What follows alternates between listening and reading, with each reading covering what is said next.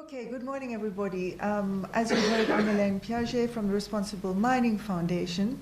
It's been very, it's given me a real feeling of warmth this morning to hear so often the phrase responsible mining, starting with Eric Rasmussen here and everybody else dropping the phrase responsible mining, because so often for many years it's been a fairly lonely conversation to be talking about responsible mining when others are still focusing on the obvious things around investments and new assets and this sort of thing. So thank you, MINEX Forum, for allowing us to speak a little bit more about responsible mining. And it is true, as we've just heard from Ayuna, that it really is becoming at the center of so many conversations and the legitimacy of mining as an industry. Many are interested in responsible mining as well to offer rehabilitation to the way that mining is viewed. Somebody earlier said that mining is looked at as not such a nice thing. Don't show that you're doing it. And of course, we all need mining. There's no question that we can start backing away from mining. But our interest from the Responsible Mining Foundation is to look at responsible mining, not no mining. And of course, the transition to green energy, as many are starting to realize, will require large amounts of additional mining to happen. Even more reason that we do that in a responsible way. So excuse me if I'm leaning backwards. At the Responsible Mining Foundation, we believe that this is where we should all be heading as a society on the planet. We believe that responsible mining should benefit the economies, improve the lives of people, and respect the environments, protect the environments of particularly producing countries, while at the same time acknowledging that we need mining companies as the partners to make that happen. As you will see, with the focus on economies, on people, and on environment, this is very closely linked as well to the Sustainable Development Goals mentioned before. But of course, this is a really unifying aim for the planet, and responsible mining fits very, very well into that, seeing as mining relates to every one of the indicators related to the SDGs. Right, so we're often challenged as an independent research organization by those that feel we should start cutting back on mining, that mining is not a good activity, it causes so many negative things. Our view is, as I've said a little bit earlier, we really do have to continue mining. There's no question we can't do that, and it's something that's essential to civilization on the planet. The other reason is the three matters at the bottom, which make it absolutely essential. And this is, of course, the digital technologies that will require more and more mining, the paperless system, and also the energy transition. Now, the other reason, of course, is why we need to attend to ESG issues, to responsible mining, are these many, many factors that often get onto the front pages of newspapers and cause the discomfort with mining as an industry.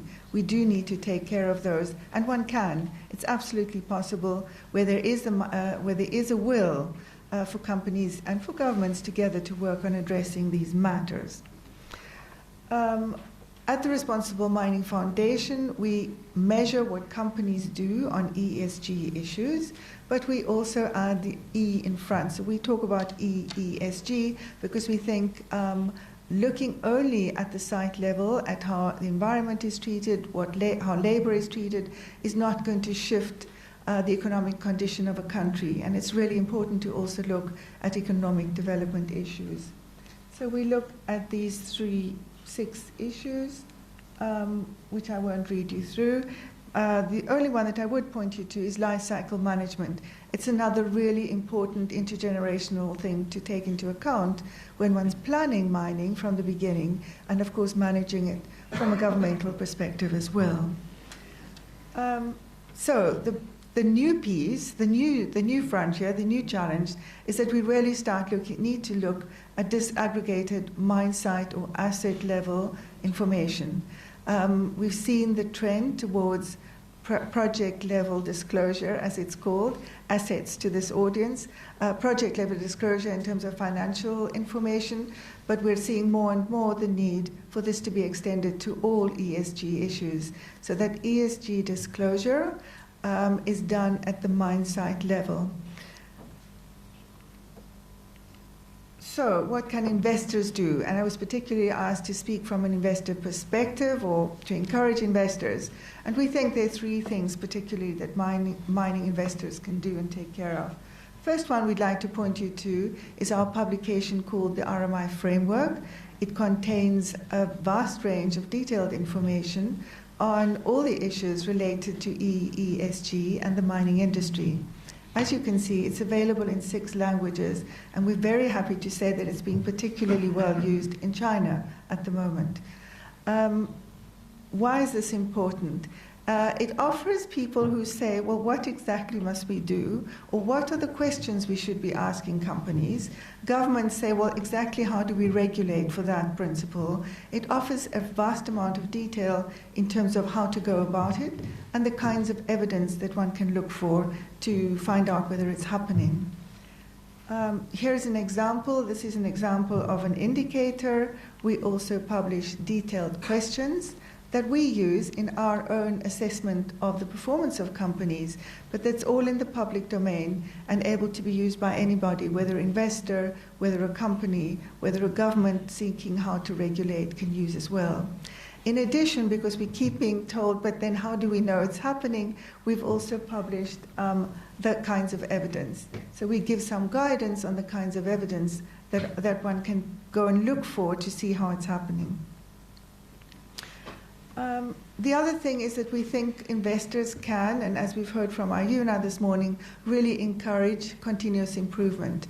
This is an example of a ranking from one of the issue areas in our index, and you'll see that most companies look on the horizontal. They want to see how they're comparing to other companies, and then they're able to say, well, we're not so bad because we're better than so-and-so, or whatever it may be.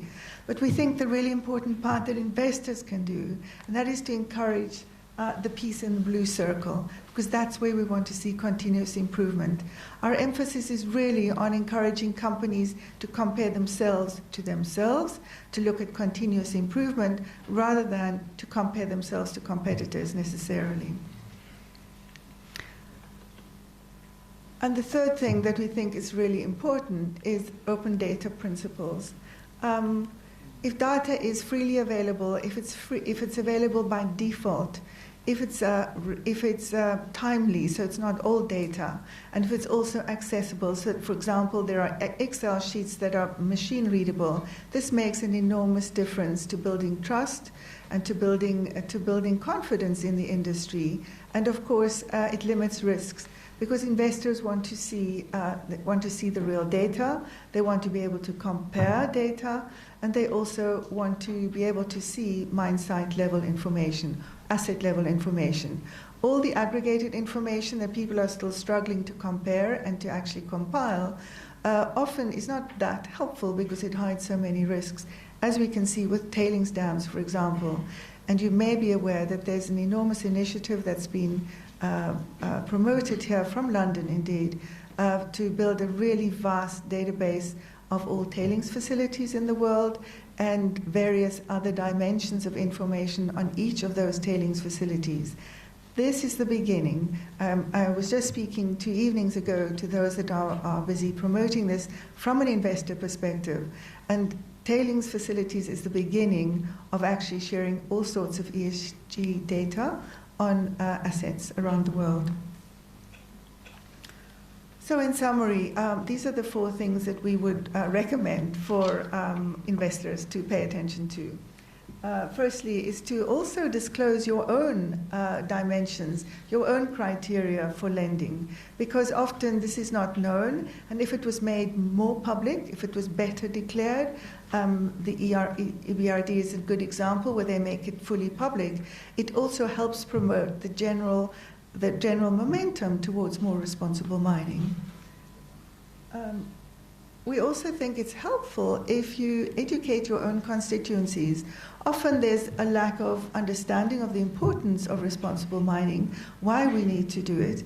And it would be helpful if governments and investors and pension funds also educate their own constituencies about the important, why one asks for ESG information, and why mine site level information is so important.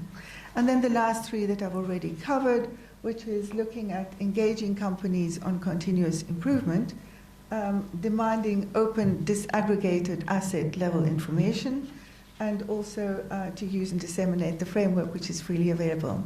Thank you.